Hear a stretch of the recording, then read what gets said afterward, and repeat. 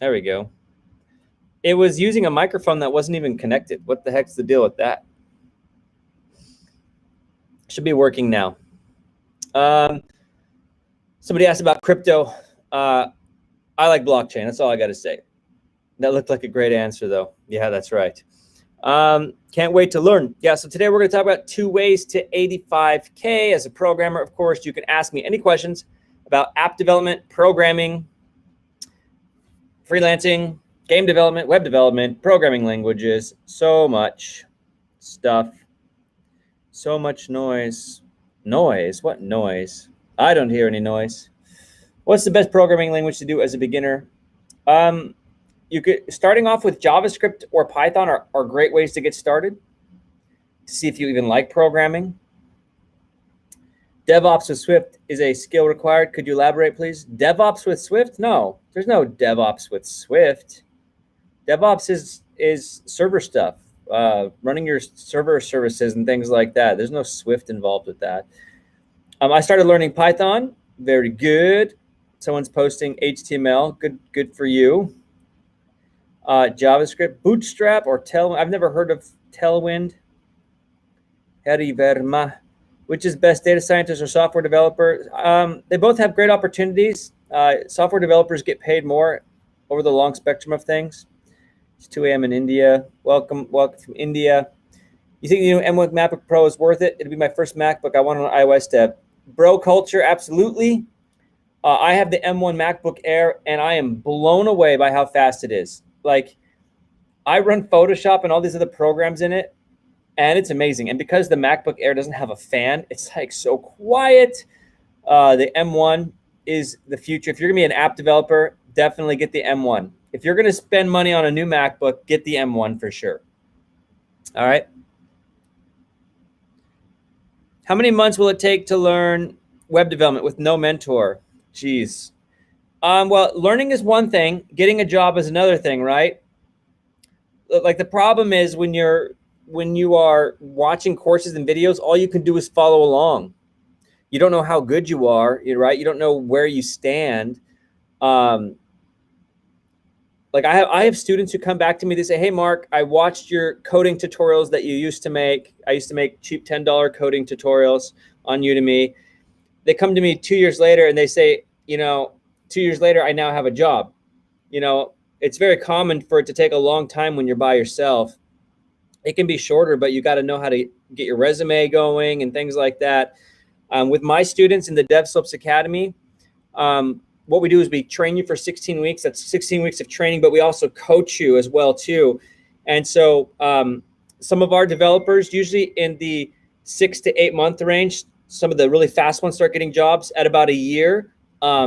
Most of them can start getting jobs. Hey, Dad, can you go get my SD card? So, I mean, somewhere between 6 months and a year with pure dedication, you can get where you need to be.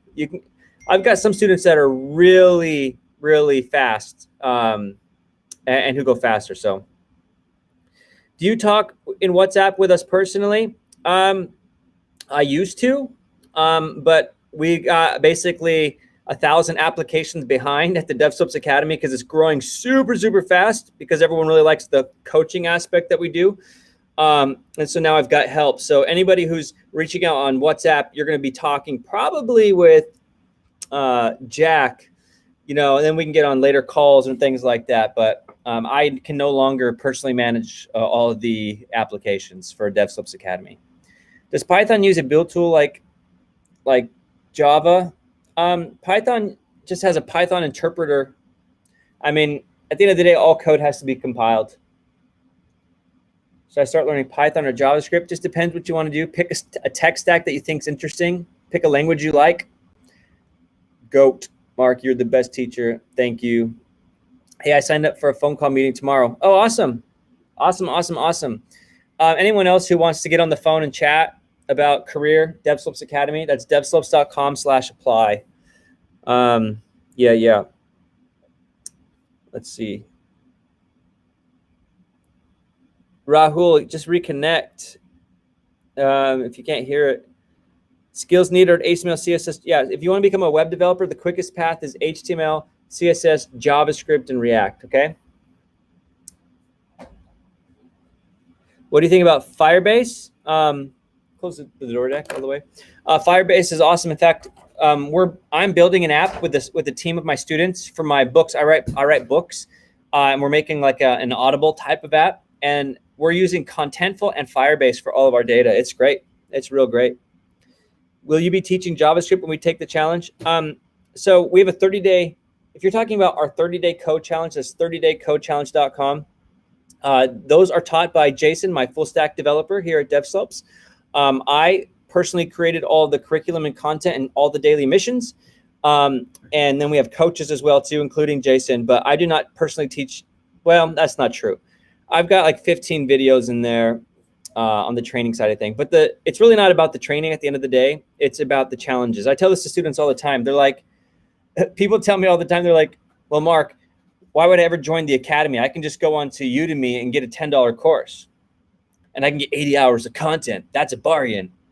Okay, 80 hours of content with no coaching, with no help, with no resume help, without getting support for your job, for job interviews, without getting help through your code, without people grading your assignments. Like, you can go anyway. I go on YouTube. Forget Udemy with $10. I can go onto YouTube for free and watch 1 million hours of content, right? It's not about the content. It's about accountability. It's about having projects to build, coding challenges to perform, and accountability. That's what's going to get you the job fastest. Like, right? We could watch videos all day long. We're not going to get anywhere. I got actually video on this on YouTube. It's called Stop Watching Coding Tutorials. I just launched it a few days ago. Go watch it on YouTube after this stream. Stop Watching Coding Tutorials on the DevSlopes YouTube channel. How do I feel about React versus Vue? They're both the same thing. React is far more popular though. Jupyter Notebooks. I don't use Jupyter and I don't do data science. What do you think about programming, virtual reality, AI? It's funny you use both those. I could care less personally about VR, AR, AI. It's just, I have no interest in that stuff. There's huge opportunities in it though. I mean, augmented reality, I think, is the future. Imagine wearing contact lenses and it can identify someone's Facebook profile just by looking at them. It can give you directions and things like that. I believe that's the future. Putting a headset over your eyes, that's dead in the water. It always has been. VR came out in the early 90s. Like, we had VR headsets. I don't know if you remember, but I was a little kid. My mom worked at Walmart. And so sometimes I'd have to go there for hours and hours while she was getting off work. And so I'd play the video games. And Nintendo came out with a VR headset. I remember playing it. It was this big bulky thing. You put it on your eyes. And the first game I played was Mario Tennis, where you swing a racket against Yoshi, all in virtual reality. It's nothing new. We've been doing it. It's not accessible. It's not going to go anywhere. Augmented reality is the future, for sure. That's my opinion.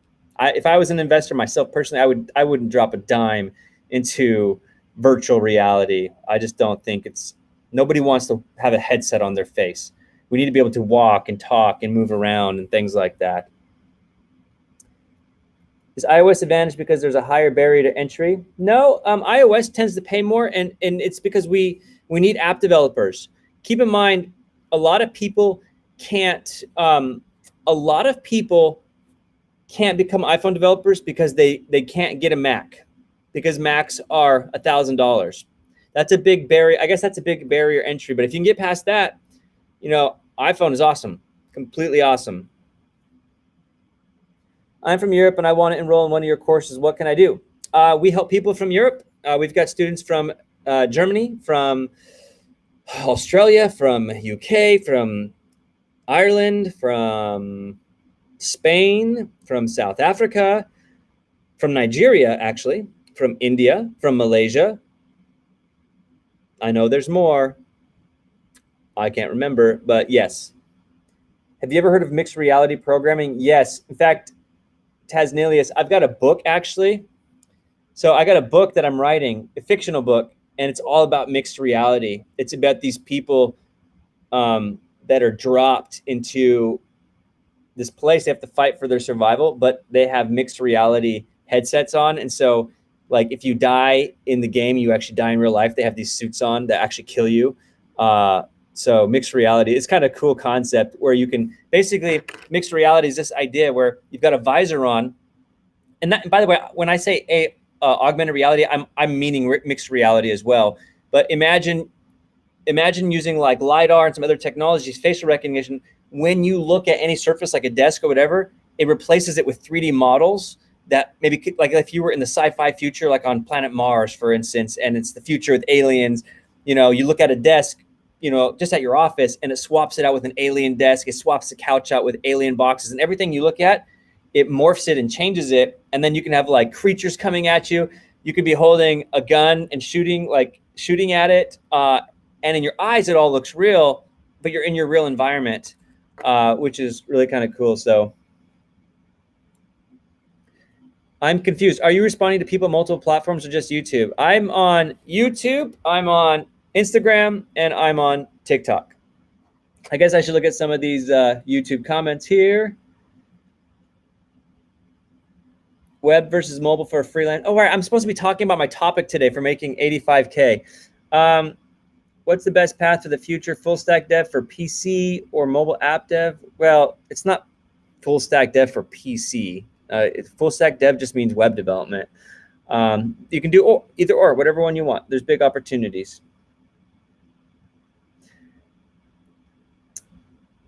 As a young student, you want to become a web developer. How much you should spend, an hour to an hour and a half studying, and then 2 hours coding every day for like 6 months. Getting a Mac for Swift, is it worth it? If you want to become an iOS developer, sure, it'll pay itself off real fast.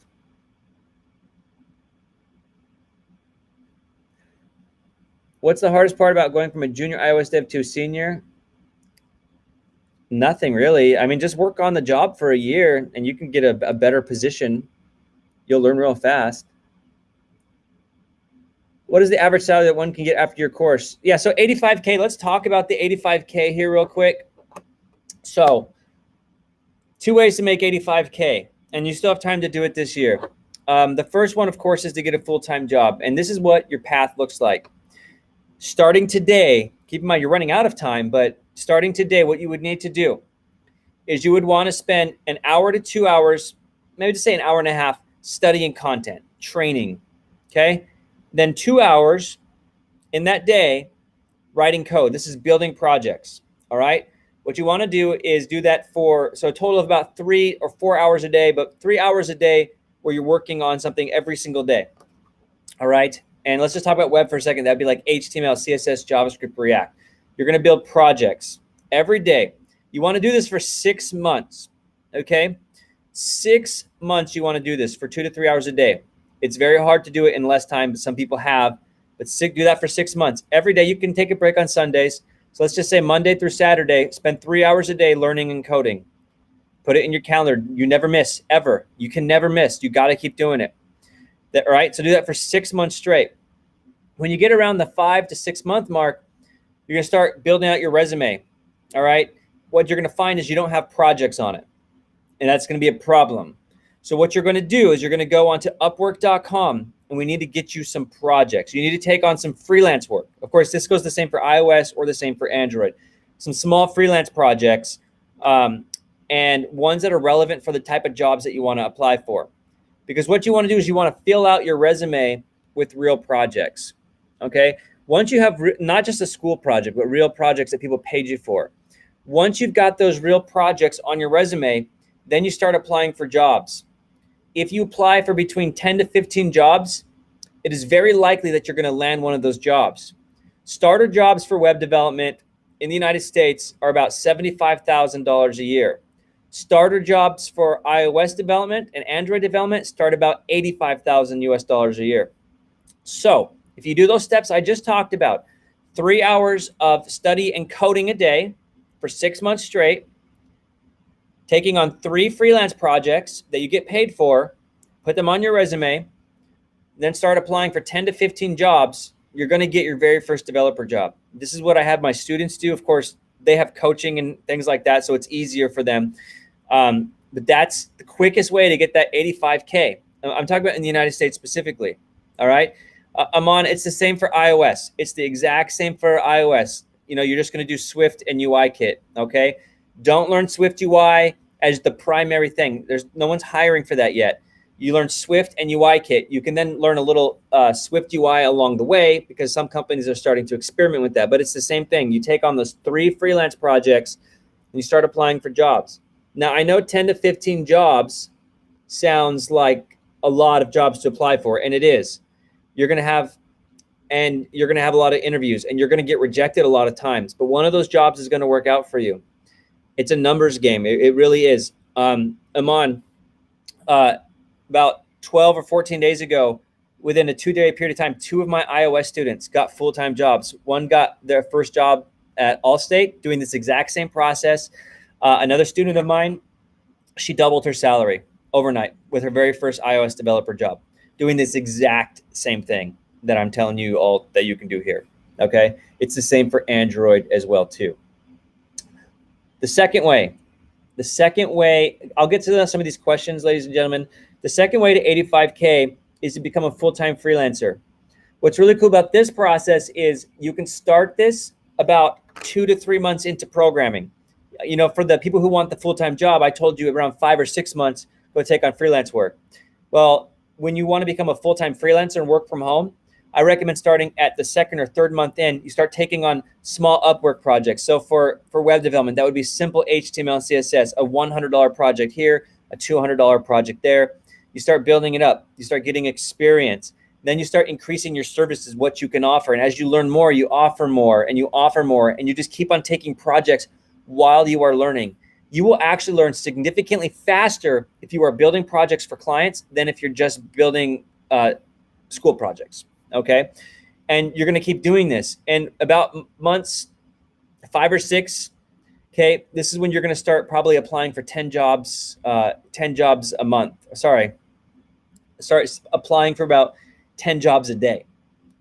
Because what you want to do is you want to get about 5 jobs in your pipeline that you're always currently working with. If they're bigger projects, you can reduce it to like 3. But you know, every day you wake up, you set a process. You apply to 10 jobs on Upwork.com. Then you send a Loom video, you chat with the people, you get them on the phone, you close the deal, okay? You can actually get past 85K in a year doing this. You can do it pretty fast. This is for risk takers. If you're somebody who could never get on the phone and talk about clients and deals and you're scared to death of that kind of stuff, your path is going to be the job path. For those of you who want to work for themselves, the freelancing path can get you there really, really fast. I know freelancers who did not go to college, who are making over $200,000 a year programming on Upwork and other websites. A lot of people actually, they close their first deal on Upwork and then they move the project off of Upwork and work with the client directly. Okay, that's 2 ways to 85K. If you want to watch this again, go to YouTube after this is over and it's being recorded. All right.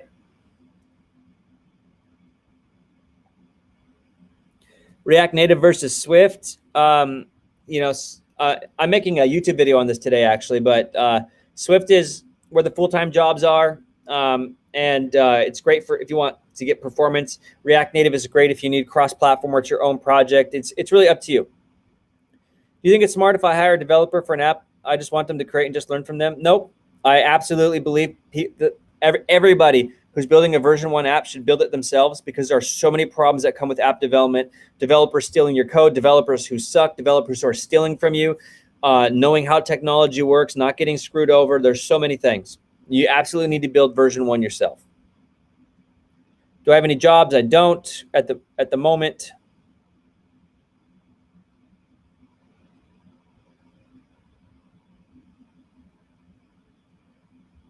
Just looking at some comments here. I want to learn iOS, but I don't have a MacBook. You need a MacBook no matter what.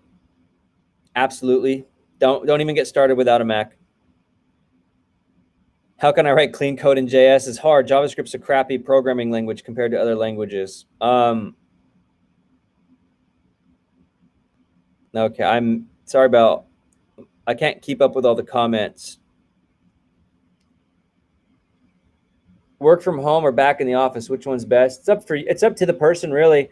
I have never, ever had any social need to be in an office with humans. I know a lot of people are like that, but for me, you can put me at a coffee shop, I can work from home, I can work in the office, it doesn't really matter. What would a typical starter freelance project look like? HTML, CSS, or for iOS or Android, it might be build me, fix some bugs in my app or something like that, or build me an app that pulls data from an API.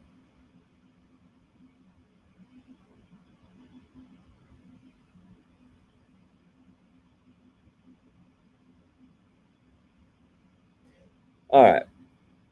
What's good, bro? What's good, bro? Yep. Just looking at some YouTube stuff here. Alternative to Upwork. There's no alternatives really, but I mean, some people make some good money on Fiverr, but the true alternative is running Google Ads to a landing page, taking phone calls and closing deals. That's how I ran my first freelancing company, and I would probably do that again and use Upwork too. When can you call yourself being ready to apply for jobs? Yeah. If we're talking about front-end development, the web development, or iOS development or Android development, if you can interface with an API, you know how to API, download the JSON, parse it into your app, show the information, you know how to do authentication, all the sign-in stuff, and you can do that easily with no problem, you're ready to apply for jobs. If all that's confusing or if it's like stressful for you, you're not ready. You need to be able to work with APIs. 99% of the work you'll ever do as a front-end client developer, app developer, 99% of all the work you're going to do is working with APIs. So that's when you're ready. And it's also hard. Networking is hard. So if you know it and you understand it and you're good with it, you're getting there. You're ready. I would never hire somebody who couldn't do it at my company. And I'm really lenient. I train people, I help them, but I would never hire somebody who couldn't do networking. I know this is off topic, but please answer me. Is competitive programming necessary for app development? No. Everyone asks me about competitive programming. Who cares about that crap? Who cares about competitive programming? It's stupid. That's just some little tiny thing. It's like a drop in the bucket of the world of stuff. Like, I would never even touch it. I'd go make a career, go make $200,000. Competitive programming. Like, what's the point? I don't know. Nothing I'd ever be interested in doing. I don't want to do competitive programming. Yeah. I feel like when you're new, you need that networking, but I really like wearing sweatpants. Oh yeah, that's funny. You can still network, go to meetups and things like that. Yeah. Is Traverse Media enough to learn on YouTube? Yeah, he's real good with all of his content. That's a good place to start if you want free content. We've got some free YouTube tutorials as well too on DevSlopes. How much do you make now? I don't work as a programmer anymore, so I run this company. My highest paid salary when I was working as an employee as a programmer was $130,000 a year. When I had my own consulting company, I made like $1.5 million as a company. I didn't take that all home, but the company made $1.5 million in its first year. So there's huge opportunities with freelancing. There's also lots of stress of freelancing as well too. What's the best path for 200K a year? Freelancing is the fastest path. Freelancing. Otherwise, become a C++ network programmer for games and have 10 years experience. But freelancing is the best path for 200K. Cisco networking any good? I mean, it's used everywhere. I've seen jobs, they land around $50,000 to $60,000 a year. What does your consulting company do? I don't own this company. I don't have a consulting company anymore. What we would do is we would run Google Ads, that we would build people's apps and websites, and then they would call us and we'd close the deals, and then we would build their apps or websites for them. They'd pay us like $100,000 to build them the app, right? Now, I run DevSlopes Academy. This is DevSlopes here. We train people. We coach you for 16 weeks in programming, or we train you in programming, and then we coach you until you have a paid job, until you're a full-time programmer, freelancer. We actually push you to get projects. And unlike normal boot camps that kick you out, we never kick you out. We keep working with you until you're paid. We help you make back any money you spent on our program so you can actually have success, get a job. So that's devslopes.com/apply. If you're interested in working with a coach who's just you don't even have to think. You just come in, you do the stuff, we work with you, help you get the job. devslopes.com/apply.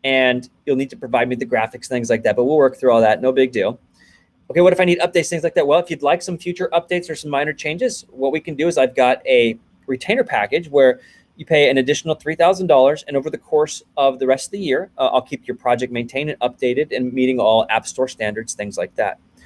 That sounds really great, Kenny. Like, where do I sign up, right? You didn't talk about Swift. You didn't talk about Objective-C. You didn't talk about UIKit. You didn't talk about test-driven development. Nobody cares about that crap, okay? As a freelancer programmer, you are selling the result. You're selling the result. You're not selling the technology. So you asked me, like, how much should you charge, right? Charge per hour or whatever. If you have to ask that question, you're doing it the wrong way. Because if somebody's looking at your hourly rate, they're going to go to India and get an hourly rate for $10. Sell a niche, sell a package, sell a result. Okay. Yeah. How old am I? And when did I start learning to code? I'm 35 or 36 now.